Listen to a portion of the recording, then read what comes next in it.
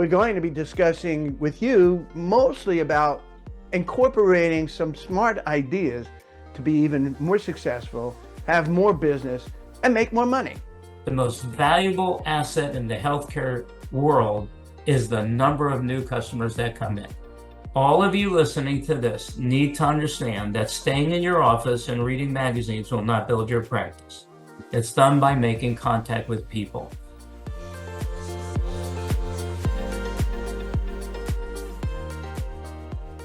Hey everybody, called Rothschild here.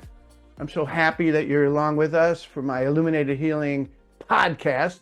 I have the great honor of having Dr. David Singer along with us, and many of you know that name.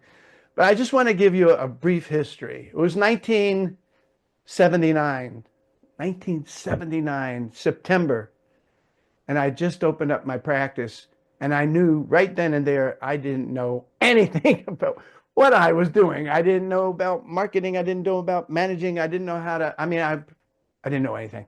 I knew a little bit about chiropractic, but I didn't know anything about business.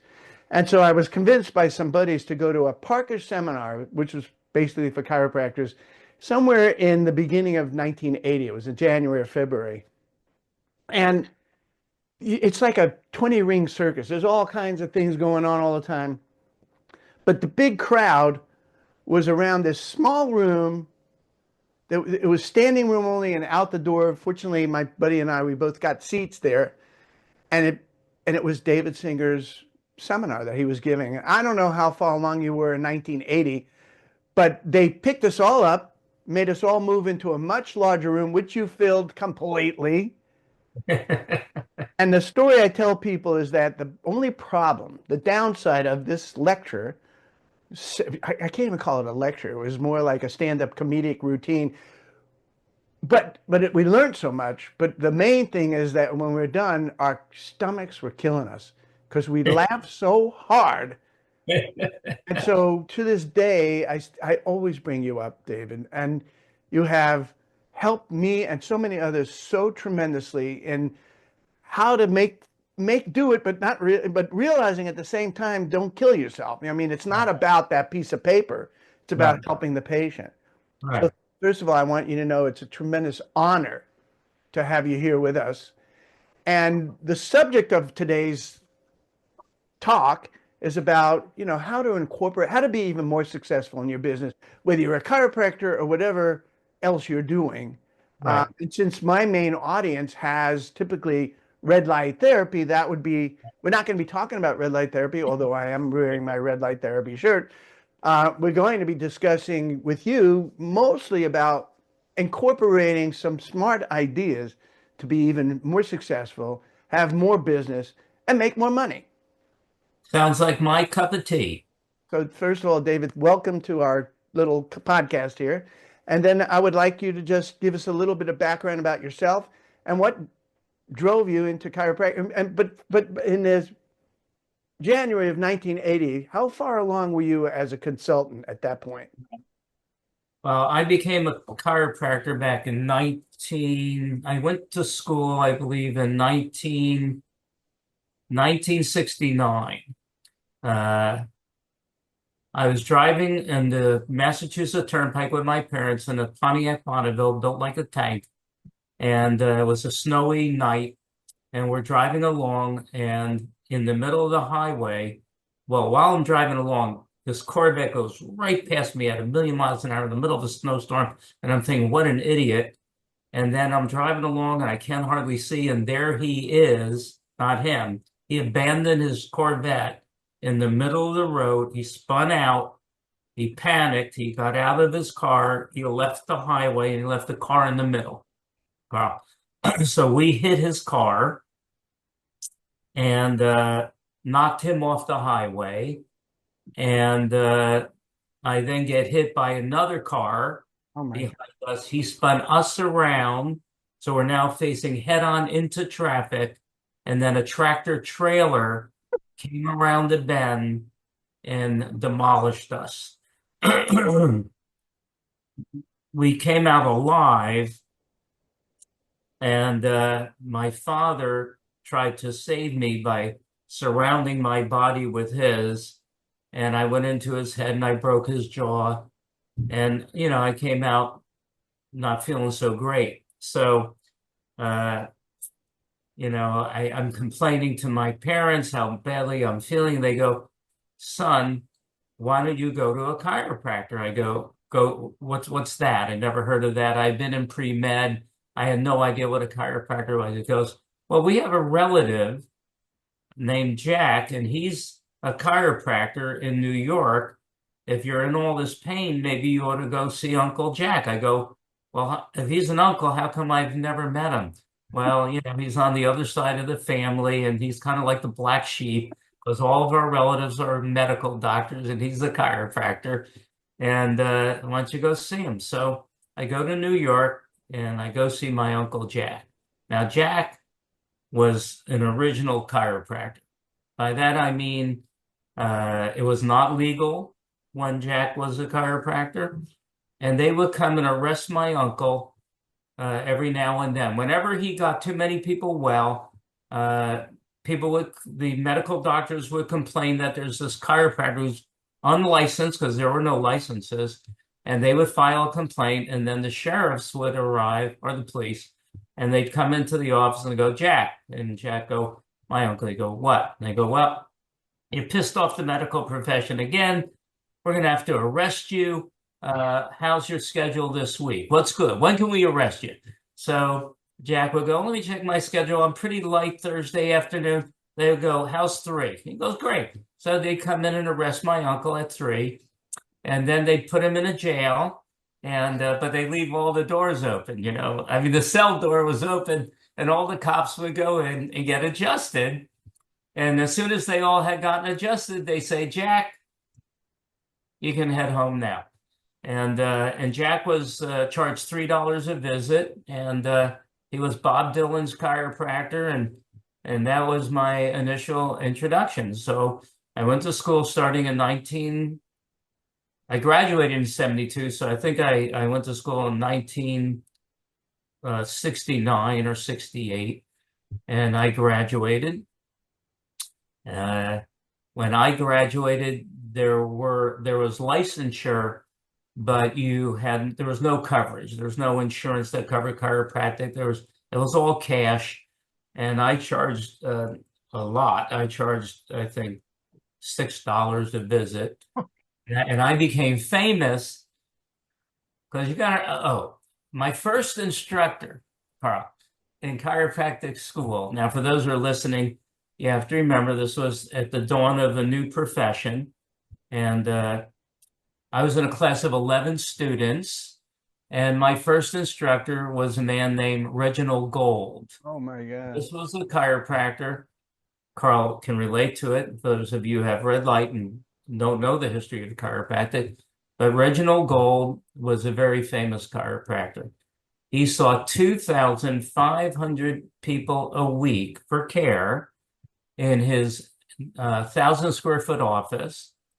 And he had a bus that would go pick up people anywhere who were in pain or hurting. And it was a gold-colored bus, and it was called the Gold Bus. And he would drive around. If you were in pain, you get on his bus. The bus brings you back to his office. You went in, he charged $1, $3, whatever it was. And he saw 2,500 people a week. And that was my first instructor and my first mentor. So when I graduated school, it took about 6 months, and I was seeing over 1,000 people a week, and not 1,000 people, 100 people a day. But then it soon became, I was seeing over 1,000 people a week in my office, not by myself. I had a CA, an assistant. No, I'm joking. I had several doctors working with me, and then it went on from there. So for those of you who are listening, just want you to know that the way you build a monstrous business in whatever you're doing is by believing in what you do, being passionate about what you do, and being willing to bring what you got to people, because there's no shortage of people who need red light. I have a big red light bed in my barn, not in my barn, in my garage. And I'm a strong believer in the red light. But you could have a red light and put it anywhere and it'll just be there by itself.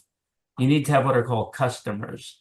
And around you are an unlimited supply of people in need. It'd be one thing if we're surrounded by people who all live to 200 and they have no health complaints, they're never in pain, they're never tired. That's not the case. You're surrounded by people who need what you got. The problem is they don't know who you are, they don't know where you are, and they don't know what you got, and they don't even know how it works. So this is a very simple game. You've got to be willing to meet people, not the people already in your office. You got to be willing to meet people who are not in your office. And the basic simplicity is the more people you meet, shake hands, tell them about yourself and what you do, the more patients you're going to get. I call it the 3 C's. These are the fundamentals on building a healthcare practice.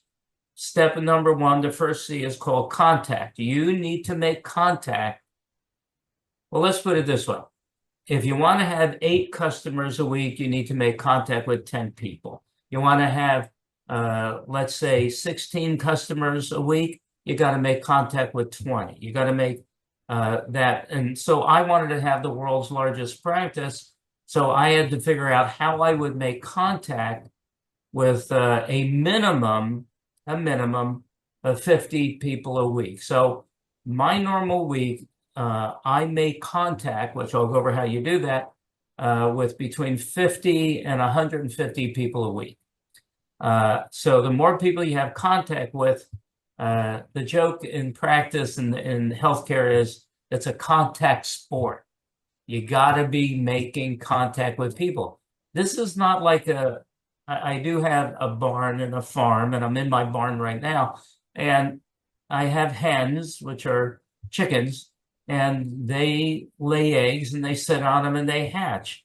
A business, a practice is not like laying eggs and you sit on it and you wait for it to hatch. It's not going to hatch.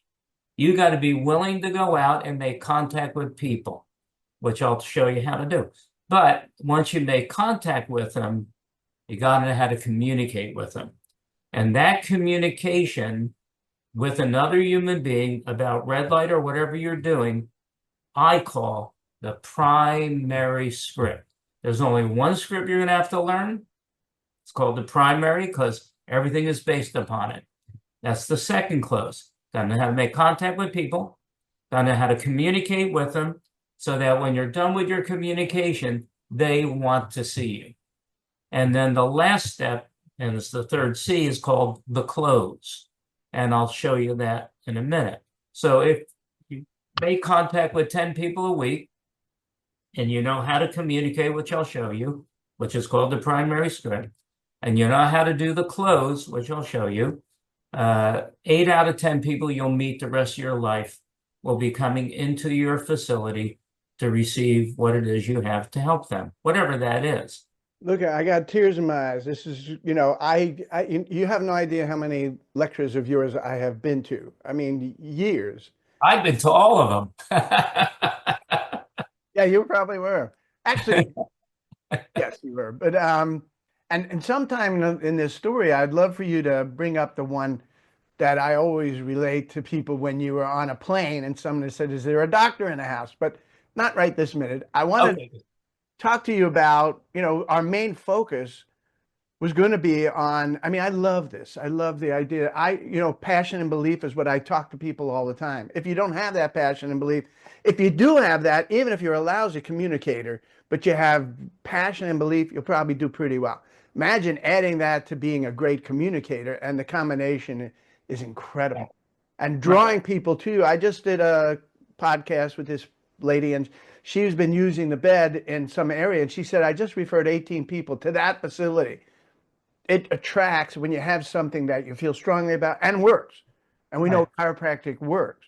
But you were going to talk to us a little bit about nurse practitioners also, because that's something I never did. I mean, I retired a few years ago, and I pride myself. I was big in gyms. I would go into, it would either be affiliated with gyms or actually have practices in the gyms. But you were talking earlier before we started recording about whether they should bring on a nurse practitioner or something like that. And I had never done that, but I know people have had great results with that. So I was going to ask you if you think that this is a good time to ask about that. Why would somebody bring a nurse practitioner, and who can bring a nurse practitioner into their practice? I'm assuming if they don't have some kind of Well, yeah, license, they can't, right? but let's complete this other scenario. All of you listening to this need to understand that staying in your office and reading magazines will not build your practice. It's done by making contact with people. And that can be done by going to a farmer's market and getting a booth on the weekend and holding up a sign about find out about red light therapy, and you will meet 20 people on that weekend. Or you can find out what's going on in your community. You can join different clubs and organizations. I'm just saying is you got to get out there and meet people. And then when you meet them, you got to be willing to primarily say, I do red light. Have you ever heard of red light? No, let me tell you what red light is all about and how it works. And then you say, may I ask you a question? This is the key. May I ask you a question? And they'll say, sure. And you go, will you give me an honest answer? This prepares people to be open. Do you have any health problems of your own that you wish you could get rid of? And I'm including problems with your sleep, problems with fatigue, problems with pain. Is there anything going on with your body or your health? Maybe you'd like to lose some weight. Is there anything going on about your body you wish could be different? Then they tell you, and then you're going to have to learn the close. And here's the close. It goes, I just want to let you know, I've seen miracles with red light. And here's your close. You say, I'm not saying that red light would help you. What I'm saying is I'd like to have the chance to see if it could. And this leads you into the close. But the transition from meeting people to having them come in your clinic is, tell me what health problems you have or issues you have regarding your body or your health you wish could be different. They tell you, and then you say, I'm not saying that red light could help you. What I'm saying is I'd like to have the chance to see if it could. So and here's your close. I'd like to invite you to come in for a trial session on the red light. It'd be a gift from me to you. You got nothing to lose. And you could come in and see how you feel and what changes it makes in your body. And I wouldn't charge you anything. If it didn't cost you anything, would you be willing to give me a chance to see if we can help you with your problem? And you will then, if you meet 10 people, you'll get 8 new patients. You meet 30 people. So my problem every week was figuring out how I was going to meet about 150 people, which I did figure out. Now, here's the deal. Your business will go up if you double the number of new patients you get. You all know that. But your business could also double if the customers you have use your red light more. You can double a business by doubling the number of new people. You can double it by getting the people who are coming in to use it more. And finally, you could double or triple or quadruple your business by getting the customers who come in to buy more stuff. The problem in red light is we don't have a lot of other stuff that we sell them. We don't sell them a pillow to use at home when they're in the red light. We don't give them an oil to rub on their skin. So when they're in the red light, they start baking. We have just the red light. But if you hire a nurse practitioner, they have 73 different things they can do that are all covered by insurance, all of them. So by employing one of them, which I know some of you are healthcare providers, I know a lot of you have spas or are citizens, Well, all of you listening to this can legally work with a nurse practitioner For example, in the state of North Carolina, a chiropractor is not allowed to legally hire a nurse practitioner. So we advertise for a nurse practitioner. We explain to them the legal structure is they have to be the owner, and I'm going to have a management company that they're going to hire, and I'm going to run the business. The money all comes to them, but per contract, I get 80% of it to run the business and to take care of everything. So are you kidding? You know how many nurse practitioners would love to have the opportunity to own a business? Because I'm going to show all of you how to make at least, at the worst, $2,500 more on insurance per customer coming in for your red light. So if I have a nurse and I offer her 20% to be the owner, well, you take how many customers you're getting, and I'm going to help you double that. And then the $2,500 to $3,000 more you'll make on insurance, not cash, insurance. The nurse practitioner is going to be so happy to work with you, and you don't need them very much. They work maybe one day a week, not a week, a month to start. They work for one day, cost you maybe $400 or $500. But when they're working, you're generating $6,000, $10,000 on insurance, which I'm going to explain to you if you want in a minute. But all of you are listening to this. You have to understand the most valuable asset in the healthcare world is the number of new customers that come in. That is your commodity. That's the guts of your business.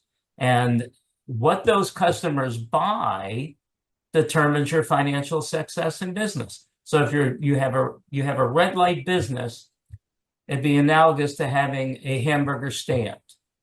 Now, what would happen if you were selling hamburgers and you added on hot dogs, salads, smoothies, and soup? Well, your business would take, you wouldn't need a lot more customers because your customers go, I think I'll have a hot dog with the hamburger. And what soup do you have? You see? So by adding a nurse practitioner to your business, you're now going to say to your customers, by the way, we now have treatment to help you with, and I'm going to go over the list, what they could do. And you say, would you like to see if we could help you with that? And, it's like having a restaurant where they come in to buy a hamburger and say, now, by the way, we have soup, we have salad, we have desserts. Would you be interested in these other things we have? And people will go, sure. And when you say to them, they're all free, they go, tell me about it. What else you got? I love it. Sounds great. So I think also that you are providing another webinar or seminar that these people can attend to learn more about this. Sure. Yeah, if you want, here's the simplicity.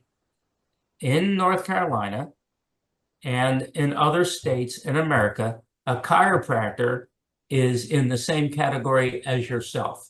If you are a doctor, well, then you're a doctor. But if you're watching this and you have a red light, but you're not a doctor, well, I could not hire a nurse practitioner in North Carolina because they don't allow chiropractors to do it. So it's simple. I run an ad. I interview nurse practitioners. I tell them would they like to go into business with me, which will make them more money than they've ever made as a nurse practitioner. And I can explain to you the structure, but basically they're the owner and they hire your management company that you're legally allowed to own, even if you're not a doctor. And that management company enters into a contract with the nurse, and the nurse is obligated. Well, first of all, you're going to be doing all the collecting of money. So you're going to distribute the money, but the contract allows you to receive 80% of the revenue that is generated by the insurance programs and things that nurse is doing. Do you think that's clear? I do. I think that people are going to have some questions of why I would want them to come to maybe a session that you have with a little bit more detail. But yeah, I think what you said is very clear. Listening to this my whole life. First of all, I'm 76 years young. I've had 200 million stem cells put in my vein, in my arm. So I have no health problems. My gray hair is turning black, as you can see. I have no aches and pains. I have not a symptom of anything other than I'm 76. I feel like I'm 40. I think I look like I'm 30. And you'll be able to do, you don't have to hold the license. I can show anyone in America how to make a multidisciplinary facility that'll help a lot more people. But you have to have in your heart a desire to help people, and you got to be willing to learn. And I'll give you my phone number if you want to write it down. It's my personal cell. You can call me anytime you want. My clients do. 727-644-5395 is my personal cell phone. You can text me and let me know if you'd like me to call you, and I'll call you and explain this. But I do have webinars, Carl, that people can attend. You text me and I'll get you onto a webinar, or I'll send you all the info. But if you're an entrepreneur, and you wouldn't be doing red light if you weren't, this will take you into the stratosphere. I absolutely love this information. So thank you so much. When we send this out, we're going to send it with show notes, which has the details, your phone number, Okay. how they can sign up for an introductory session with you or whatever. So we'll make sure to get that out to everybody. This has been an honor. Do you have anything else that you'd like to add? Let me explain to you. I am a chiropractor, and I am in Florida. You're watching me in my barn, my horse farm in Ocala, Florida, the horse capital of the world.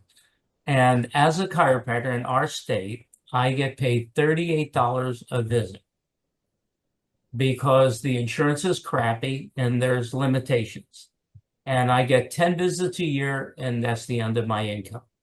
But if I have a patient in pain, if I have a patient with headaches, and I have a patient with sinus trouble or allergies, which almost everybody has, with my nurse practitioner assisting me, as they will with you, I make $4,000 more. So as a doctor, I get $380 from insurance, but with a nurse practitioner who works for me, I collect the money, I pay them, I make $4,000 more per patient. So just ask yourself, if you're doing red light, how would your life be if you were earning $3,000 to $4,000 more per red light customer? And that's what's possible, and I'd like to show you how you do it. Fantastic. Thank you so much, David. I'm going to be seeing you again next month in Dallas, Texas. Okay. Oh, yeah, that's right. I'll be there. And then we'll get to see each other personally. Thanks a lot, everybody. Thanks for listening. Pleasure. All right. Take care. Bye-bye. Bye.